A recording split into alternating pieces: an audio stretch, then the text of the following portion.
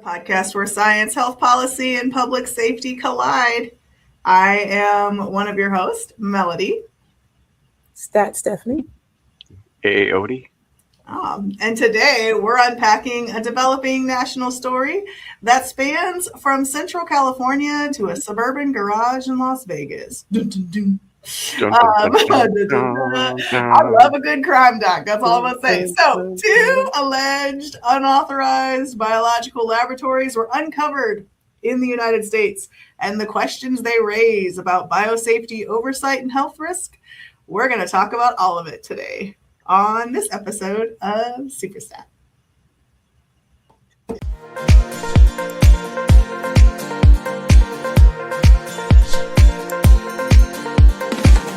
We go through this and we talk about what's been confirmed versus what's still under investigation. But we're going to start with part one of this story, which is the Reedley, California discovery. Dun dun. Dun, dun. The names have been changed. They're not. The facts are here. Actually not changed at all. We're sticking to this. Yeah. To the fact. Yeah. Just the facts. Just the facts. We're laboratory professionals. These need to be LabNet in 2023. Okay, let's. All right, moving on. What's the story? Tell us the story. Okay. So in 2023, local code enforcement officials in Reedley, California, they made this startling discovery. Okay, what began as a routine inspection made a startling discovery. Okay, and what began as a routine inspection led to the uncovering of what authorities now describe as an unauthorized biological laboratory operating as a warehouse. Right. So officials found thousands, can you just picture thousands of vials labeled with pathogens, and these pathogens included HIV, tuberculosis, malaria, hepatitis, and even Ebola,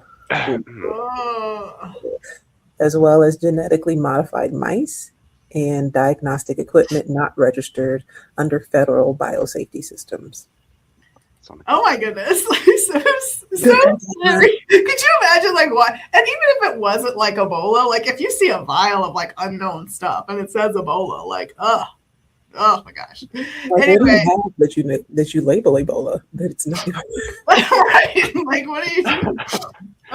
Yes, for all of our listeners, we should be in a biosafety containment level. Right. If you're in the lab and you don't want somebody to eat your lunch, label it Ebola. Label it Ebola, yeah, for sure. What we know, though, about the operator, he goes by a couple of names.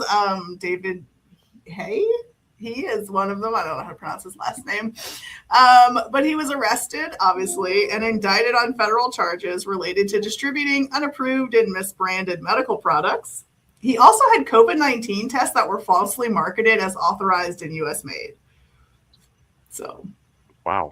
Okay. Yeah. Well, just despite the potential dangers of these materials, authorities reported that there was no confirmed public health crisis that did stem from these Reedley sites, but the case sparked serious questions about regulatory oversight and how unauthorized labs might evade detection. So looking at the process like most quality people do.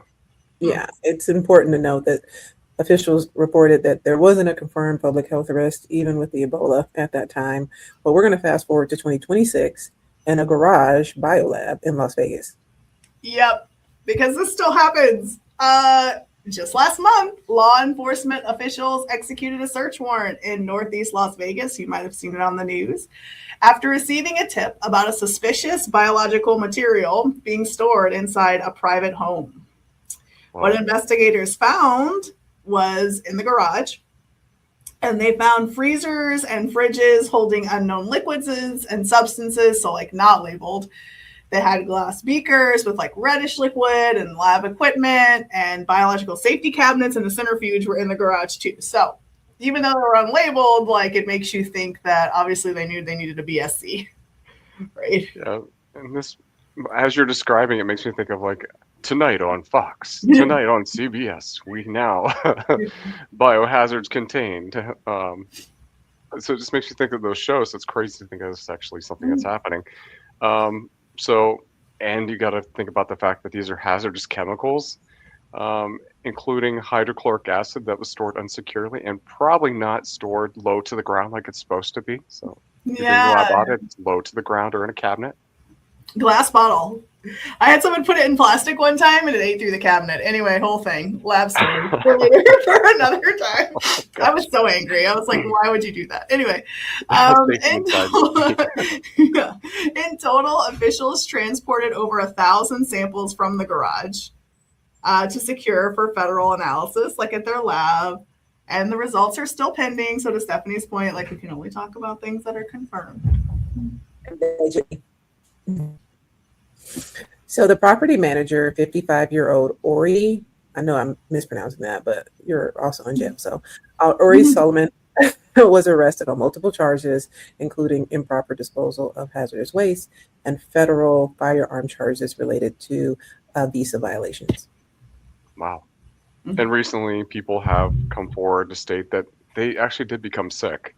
So newly released court records report that a house cleaner who went by a pseudonym, we'll say Kelly, in police reports said that she and other workers felt deathly ill after entering the garage in April of 2025, where the suspect's biolab materials were stored. Her symptoms reportedly included difficulty breathing, fatigue, muscle aches, inability to get out of bed. So all the things that in the laboratory when we're doing biosafety and bioterrorist organisms, that's usually the case description.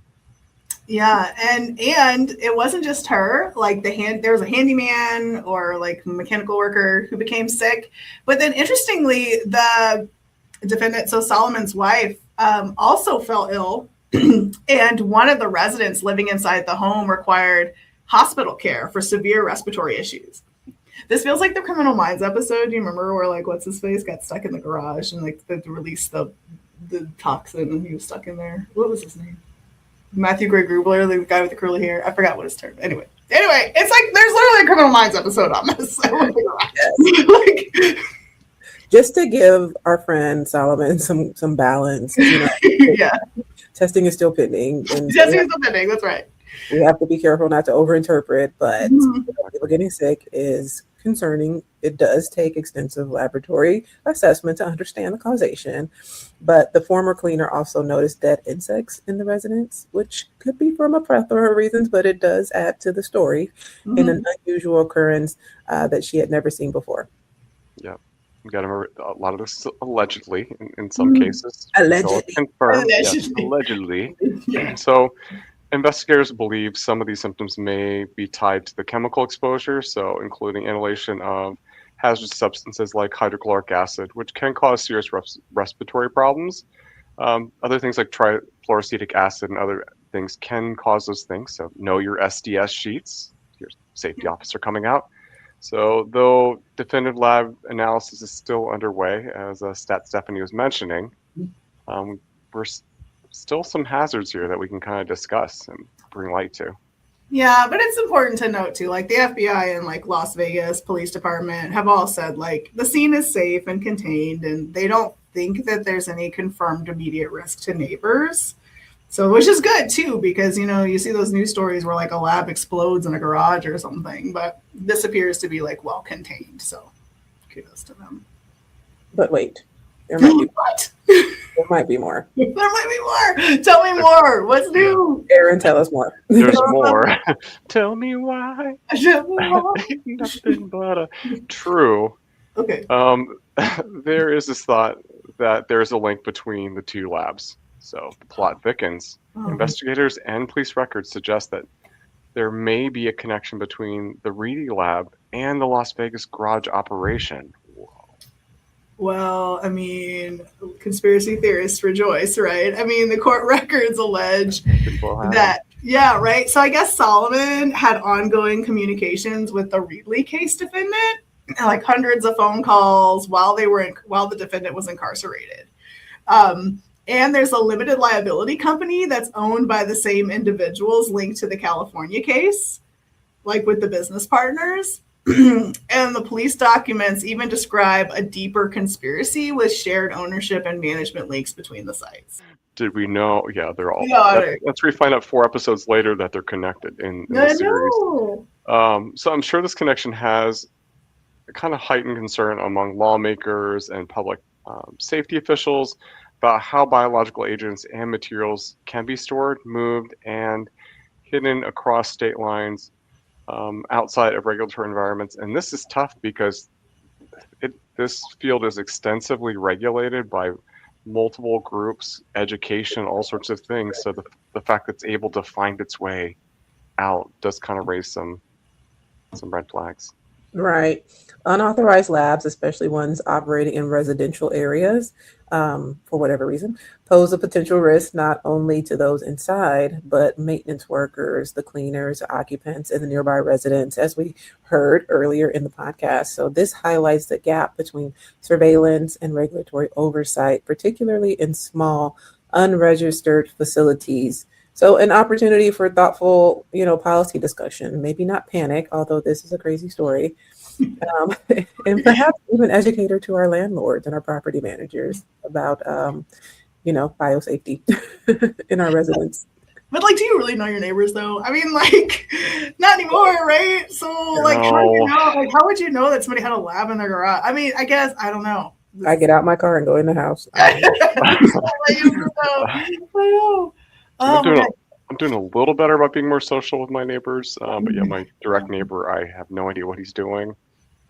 Right. So but then I think too, about the lab community, how many of us probably saw the news release, right? I saw that on a couple of threads, on social media, people had kind of talked about it a little bit, but I didn't really see a lot about the Reedley lab. And so it's interesting to learn they were connected potentially, or there might be more networks of these labs, the conspiracy theorists and all of us, right? So what can we do as a community? Lawmakers obviously call for stronger federal oversight and all these things, but as a community, how can we help educate or do better or bring awareness? Yeah, so it's important to kind of remind our audience that despite all of these public health concerns, officials continue to emphasize that testing is ongoing and that currently no confirmed public health threats are out there in the general public, but much remains unknown. So there could be more that we find out. So keep track of your MMWR and listen to the news because we might find out about some of these things later as epidemiology and groups investigate. Yeah, I think this story stretching from an abandoned warehouse to a small house in California in a Las Vegas garage underscores the complexities of biosafety in the age of decentralized medicine and private biological exploration. So really, there's no barriers between science and public safety and regulatory visibility. And this story just really enforces, as lab professionals, we need to be vocal and rigorous about laboratory governance and biosafety training, and allowing our voices to be heard of why so many regulations and standards are important. Yep. So from a quality perspective, as a QA person, I'm going to take a line from Henry Forden from one of my coworkers, but she always kind of reemphasizes quality means doing it right when no one's looking. So making sure that it's not just with small micro sins, so little tiny guys, but just in general, good laboratory practice, right? So making sure that you're not leaving fridges unlocked that have potential pathogens, you're following regulations, you're doing things like bench cleaning, you're keeping up with these things, and then just making sure when people become sick after exposure, you're raising the flags on those. So all these questions that kind of go beyond criminality into public health, but policy, community safety, we all have to kind of think about some of these things as we're moving forward, along with making sure we fund our public health. Yeah, I always think about the near miss, right? You think about the Bhagwan thing. There's a great documentary on Netflix. It's called Wild Wild Country about, and it was one of the largest domestic terrorism attacks because they were spraying bacteria on a buffet line, right? So they were growing it on their property and culturing it and then spraying it on a salad bar, essentially. You think about these people in these garages, what could happen if it exploded, or if there was a leak, or if they were bringing it and it was an aerosol and they were bringing it into a workplace, like it's kind of scary to think about like the near miss, but then it highlights like there are some checks and balances because they're being reported and they're being detected and like people are shutting it down, right? So to add on to that real quick, I know we're the calls coming in from the the station, but even with salmonella, with some cases there have been there's a story of a cult who actually poisoned people with salmonella, but it's the laboratory professionals on the front line that are identifying those strains and helping to pinpoint those that are the criminal investigators. So science comes with good safeguards. Right. Yeah, right. Well, that's our deep dive for today on SUPERSTAT. Thanks for listening, and join us next time as we continue to talk about the age of biological innovation and crazy crime stories and all fun things lab. So thanks for listening. Like and subscribe.